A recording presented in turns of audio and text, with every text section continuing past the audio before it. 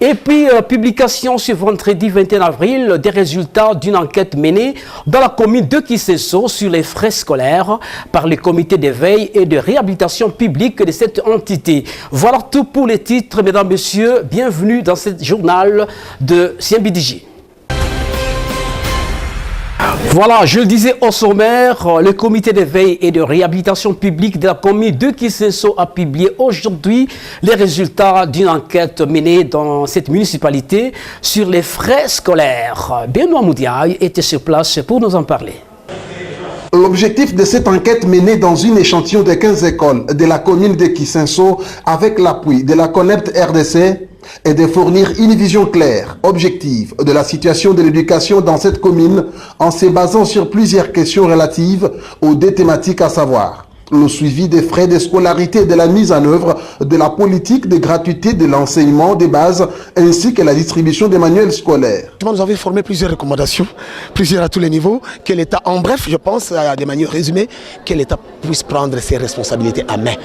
Vous comprenez? Tout se résume en ça, que l'État puisse prendre ses responsabilités en main et que les parents ne continuent plus à souffrir, à payer quoi que ce soit comme frais, comme dans d'autres pays qui nous entourent. Et voilà. Et que les enseignants soient payés, soient pris en charge par l'État, que les parents cessent de payer encore les enseignants.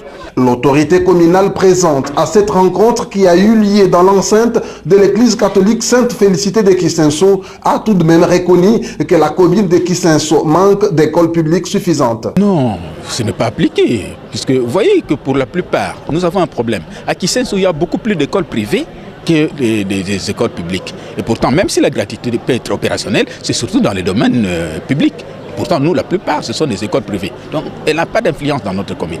Cette rencontre, qualifiée de dialogue communautaire, a permis aux habitants de la commune de Kisesso, élèves et parents, de s'exprimer librement sur tout ce qui se pose comme problème dans l'éducation dans leur commune. Parce qu'on n'a pas payé le frais. C'est pour cela qu'on nous chasse. C'est ça les raisons. On demande que les écoles soient gratuites pour nous parce qu'on est les élites du demain. Nous demandons à l'État que l'enseignement soit gratuit. On doit nécessairement appliquer cette mesure. Notre crainte est celle ici. On a arrêté beaucoup de décisions qu'on n'applique pas. Est-ce que la gratuité des enseignements peut être aussi appliquée?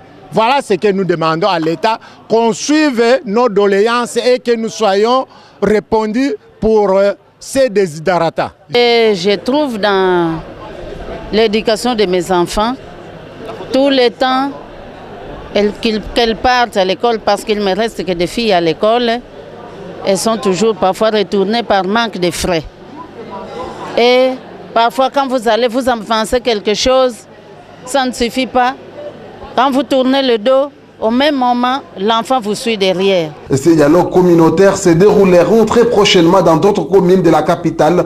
Question pour la CONEPT RDC et les comités d'éveil communautaire d'atteindre les plus hauts niveaux de décideurs.